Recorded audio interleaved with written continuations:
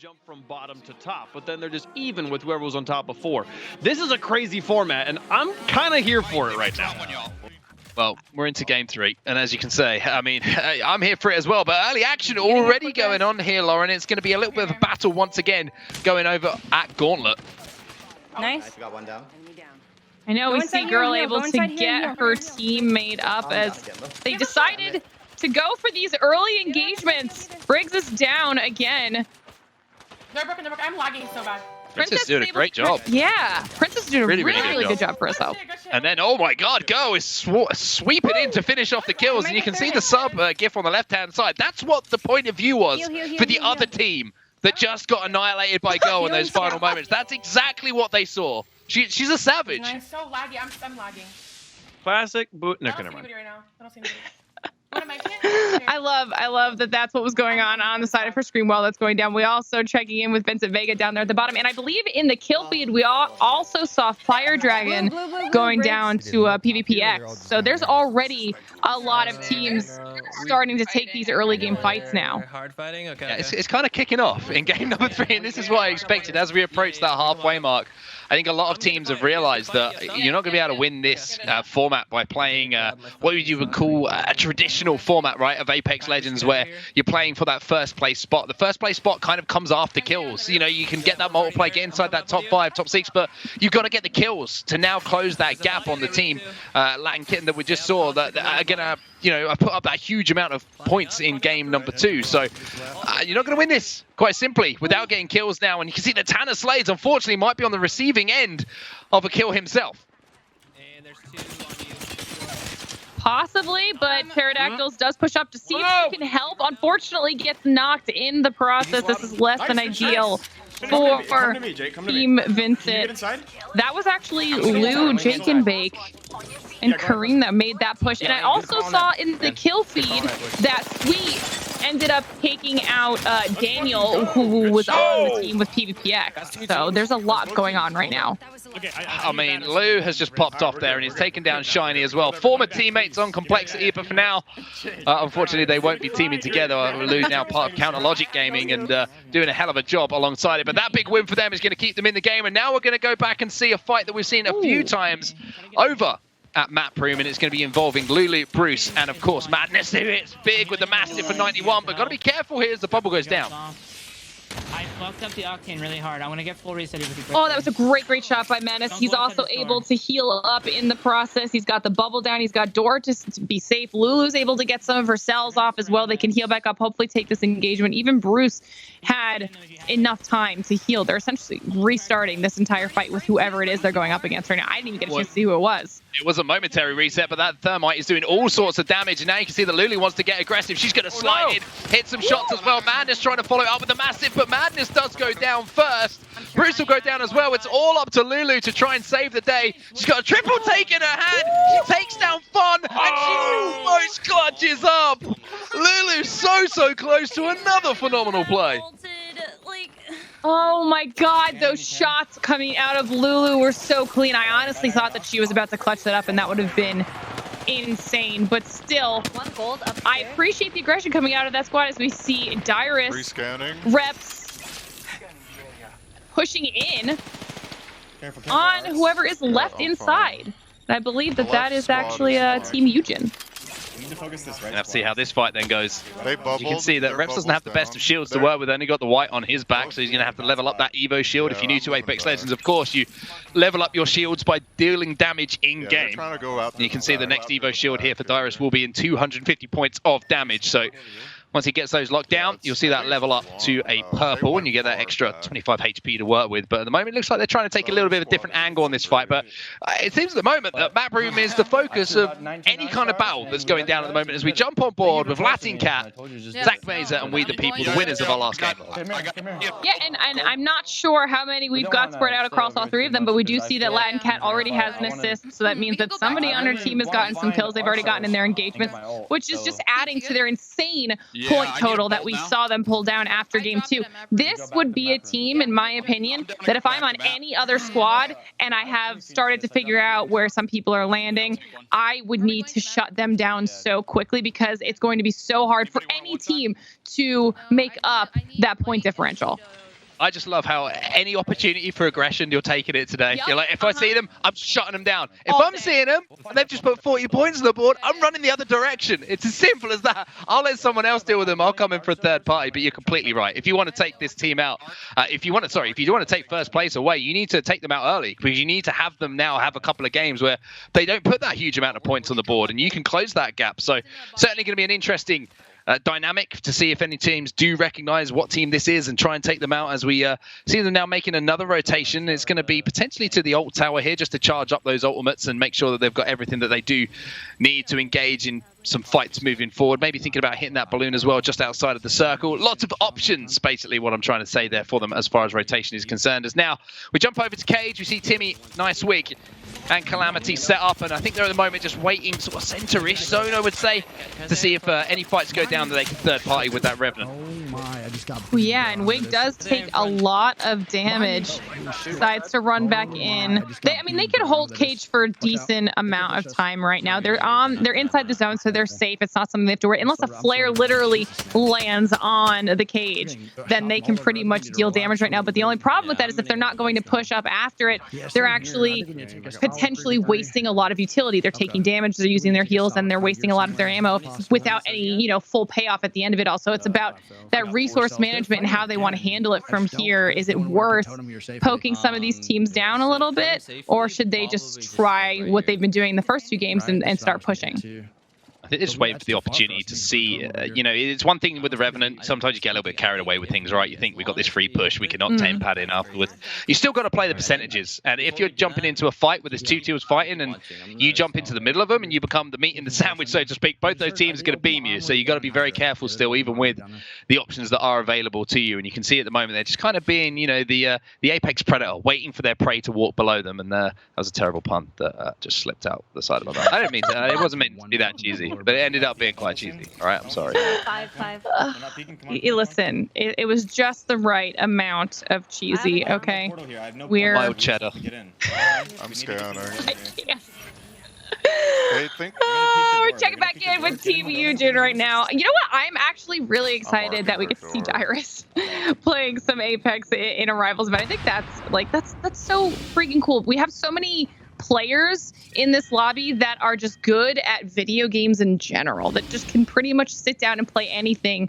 And as I say that, I actually think Team Inskins is right on top of Team Eugen, and they're about to push in on each other. As Reps is trying to find out, try some angles and see if he can land some shots. You can see that the Bloodhound scan has come in, which is going to alert those positions to Reps and his teammates of where they're going to be trying to push. They're pretty safe for now, so they don't need to do too much. They can allow the other team to try and push up on them, take some angles to do some damage as they do cross that open land to where they are currently set up at the moment. But looking across the armors at the moment, they're looking set up. They're looking comfortable. 2 purples and a gold. I'm feeling good about the game.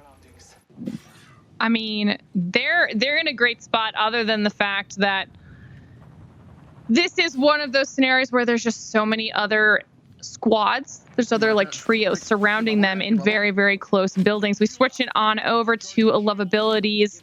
Checking in. I think this is the first time we actually get to see this crew and how it's going. Albrelelli's obviously someone that a lot of people are going to know from the competitive Apex Legends scene. Oh, she does take a lot of damage from the top of Market and gets full killed instantly. Yeah, unfortunately, the Gibby defensive bombardment as well bounced off the inside of the bubble and back towards her, unfortunately, as she went down there, which makes Albrelelli's life a little bit more difficult to get away. But this man's got phenomenal movement. He played the Bangalore as well, which is something that you actually saw him play yesterday, and his full lineup is on Team Liquid, where they actually won the most recent tournament that they played in, a little midweeker for them, and they've been running Bangalore, and obviously she's had a few changes as well. They think that she might be a viable option in competitive, so good to see Albrelelli just sticking with that and experimenting a little bit with his Legend. I love that he's playing Bangalore because I've always been a fan of her smoke. I mean, BR and smokes is just something that's always...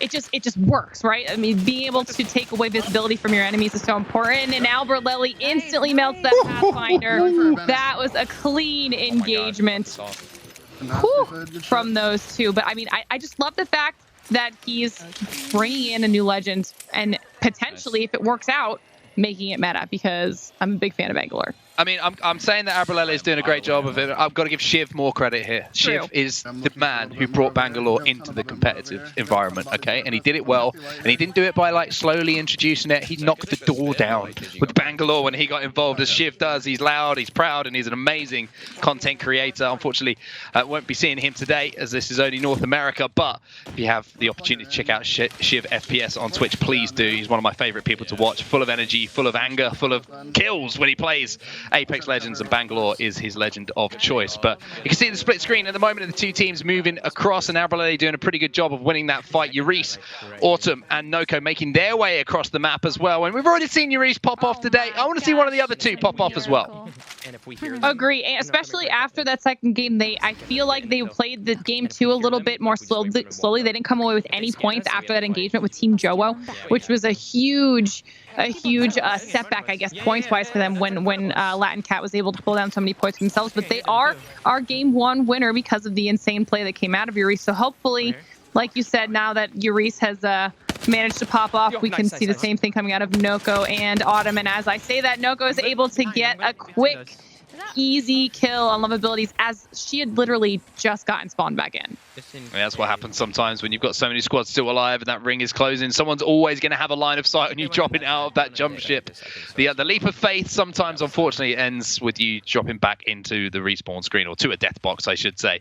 As you're going to see, they do have a pretty difficult rotation in now. You're going to see the circle is pulling towards salvage at the moment. Only so many ways to get into salvage. There's two bridges, that do connect that POI. So you're going to see now Noko trying to command the troops, make that rotation across. And speaking of rotation, you can see one team rotating in the outside of the ring at the moment. You can see that heat shield's going to have to go down as well. So they've got a little bit of time to work with, get those heals off before they make their way in. Yeah, and you can see the speed difference that the heals are able to kind of go at when they're inside of that heat shield. So that's going to be huge for them, considering they only have so much time in this little protective bubble. But I like that we're at least seeing it be used right now, because I was waiting for it. And as I say that, Nicewig realizes that they are getting pushed by another squad, tries to make a quick exit, decides that the kills are more important, because they obviously are right now. But they're actually pretty split now after that. Yeah, this is an interesting fight. It's deep into zone at the moment. It looks like they've all managed to survive for now. I'm not sure if they did manage to get a knock or a finish on any of those players. But for now, they're going to have to make their way in. As you can see, they're being overlooked by a team up on top of the tower. An interesting fight there. I think they were expecting to have a little bit more of a comfortable time there, just taking their time to get those heals off and plan their next rotation. But they were made very uncomfortable very quickly by a team knocking on the door of that heat shield. Yeah, you definitely can, for sure, bro. I'll tell you that much. I mean, you see them. You can see them making sure they have spare heat shields. So this might be really hard. One of their new strategies. Maybe they're just going to try to play the edge of the zone, utilize the heat shields whenever they need to, especially, like I said, for the additional speed in the healing process, and then try to push in on squads from the edge as opposed to going as ham as they were in the first couple games. I need to point out as well that Abralele, yes, he's running Bangalore, but also the beautiful new heirloom that we have to point out. The heirloom looking absolutely magnificent. He's got it in his hand, he's flipping it left, right, and center. It's a wonderful thing. Have you got any? I'm gonna ask you, because I'm setting myself up for something here. Lauren, do you have any? Do you have any heirlooms in game? Do you have any heirlooms? Yeah. Damn it. That was the one thing I thought I could. No, I do. I have one. I was hoping that you wouldn't, so I could go, oh, I do. But then you just ruined it by having an heirloom. I think I have Tough life out here. 3. So. All right. Okay. Maybe I just set myself up for failing. That's what's called karma, ladies and gents. Never brag. They'll come back to get you. Not only are you not special, you're also beaten. I was never special. And I was always beaten. Whatever. Do you know what? Don't care. I got my Kunai knife. I'm happy. And all that matters is that you're happy. It is a beautiful knife. Nice. I'm proper salty. Hey. We'll get back. Wait, no. Onset. Ask me if I have any heirlooms. Yeah. Wait. You got any heirlooms? Oh no, I don't. I think people that do are so cool. That's such a shame, man. We'll have to speak to Respawn and see if we can get you hooked up with some heirlooms, because if anyone deserves one, it's you, Wade. Ooh, but you know who is special right now? It looks like Yuris is trying to be special yet again, as he is lasering people right now with his Bolt. I'm a huge fan of the Bolt, by the way. Yeah, me too. For that reason that we've just seen, it is a beam, and he absolutely beamed that player down, Calamity TV. So it's going to be Timmy and his teammate who are trying to turn this situation around. They might be able to get the res because they haven't managed to close the space particularly quickly. And unfortunately, that arc star there from Noko wasn't good enough and actually forced him to back off, which is going to buy that other team a little bit more time to maybe get the res off. But just looking up at the top right on my screen, I see that Noko's got 3 kills to his name and 2 assists. So he's got 5 kill points on the board, which is going to be really big for them if they can just squeeze a few more placement points out. It's top 11 at the moment, as we know. Get into that top 10, I believe, you get that point multiplier start to kick in. They're looting his box right now. At least it starts to kick in to a point where it makes a big enough difference. I think you technically get 1.25 for 11th through 15th, but that's not going to do a whole lot, right? You want at least 1.5 for your multiplier to really make your kills worthwhile, and they are still trying to get those kills on Nicewig and Timmy right now. And this would be huge for Team Autumn if they can manage to wipe this entire squad out. See the Horizon ult going down, though. You have to check that frag's going to do damage. And now the question is, does the 2v3 situation get turned on its head with that damage? Reese now going to be pushed from the back, manages to get some shots away once more. Shield battery going to be popped as well as they try to reset for this moment's time. But you've got to give credit to Timmy on the other side of things, who's been doing a phenomenal job of holding off in a 2v3 situation for so long. But Reese, once again, Volt and Mastiff in hand, looking to push out now and find some kills. Did you see that they ended up getting third party too? Nicewig went down to an entirely different squad. Big plays. That just did not work out for Team Calamity. Certainly unfortunate, but huge for Team Autumn. Not only did they clear out the area they needed to clear out, but they get more points. And they can focus on some of these other squads now.